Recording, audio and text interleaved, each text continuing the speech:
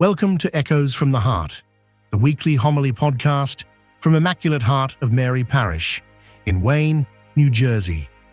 Each episode offers a moment of reflection, a word of hope, and a chance to let the gospel speak to your life. Thank you for praying with us today. One mother once said that she is always a little sad when Christmas is over because she knows that after her family has hung up their stockings on Christmas Eve, it will be a whole year before any one of them hangs up anything again. Most of us understand that feeling. Many of us are a little sad to see Christmas pass. The decorations will soon come down. The music fades. Life begins again. I hope, truly, that this Christmas was a joyful one in your home, a moment of peace and togetherness. But today, on the Feast of the Holy Family, the Church reminds us of something very important. The Christmas story does not end in a perfect, protected home. It continues in a world that is often dangerous, uncertain, and painful. Brenda Roberts, a Sunday school teacher, was once reading the story of Jesus' birth to her daycare children. She paused and asked, "What do we call the three wise men?" "The three maggots," replied a confident 5-year-old. Trying again, she asked, "And what gifts did they bring to baby Jesus?" "Gold, Frankensteins, and Smurfs." Our gospel today contains no Frankensteins or Smurfs, unless you want to associate King Herod with Frankenstein's monster, and that would not be far off. Immediately after the visit of the Magi, Joseph is warned in a dream. "Get up, take the child and his mother. Flee to Egypt." The Holy Family becomes refugees. Mary and Joseph do not return to a quiet, stable life. They do not go home to peaceful evenings and extended family gatherings. Instead, they pack what little they have, take a newborn child, and flee into the unknown, because the world has become dangerous for their family. Meanwhile, Herod, driven by fear, insecurity, and envy, orders the slaughter of innocent children. This is the Holy Family, not sheltered, not idealized, not protected from suffering, and yet holy. We need to hear this clearly, especially today. We do not live in a world of sugar plums dancing in children's heads.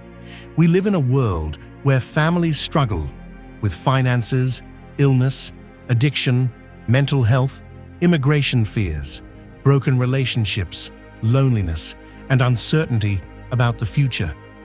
The Holy Family knows this world from the inside. The Gospel writers never give us two front pages, one with good news and one with bad. In Scripture, the manger stands next to tyranny. The lullaby echoes beneath the threat of violence. And even in the temple, Simeon tells Mary, "A sword will pierce your soul." The Holy Family is not spared the pain of real life. They are faithful within it. That is why they matter to us. Humanity has always struggled with darkness.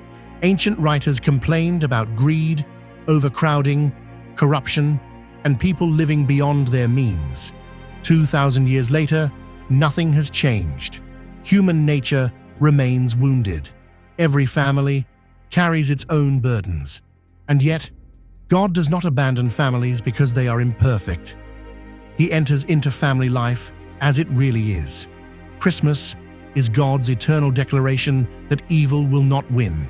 Herod may rage, fear may rule for a season, violence may appear powerful, but God's plan unfolds quietly, in obedience, trust, and perseverance. Joseph listens, Mary consents, Jesus grows, hope remains. This is where the Feast of the Holy Family speaks directly to us as a parish, to Immaculate Heart of Mary. A parish is not a collection of perfect families. It is a family of families, walking together through joy and hardship, faith and doubt, strength, and fatigue. Some families here today are strong, others are barely holding together. Some are grieving, some are anxious about the future, some feel unseen. The Holy Family reminds us that holiness is not the absence of struggle, it is faithfulness in the midst of it. At IHM, we are called to be what the world often is not, a place of refuge, a place where families can breathe, a place where no one has to flee alone, a place where hope is guarded, like the child carried through the night into Egypt. We do not deny the darkness, but we refuse to let it define us. Like the Anabalep's fish that sees both above and below the surface, we see two worlds at once. We acknowledge reality as it is, but we also keep our eyes fixed on what God promises.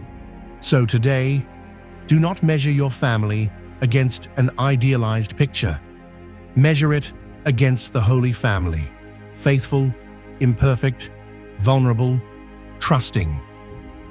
And as a parish family, let us be a sign, quiet but strong, that God still dwells among His people, still protects what is fragile, and still brings light into the darkest places.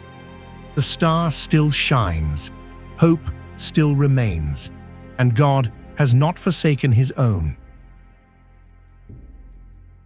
Thank you for listening to Echoes from the Heart.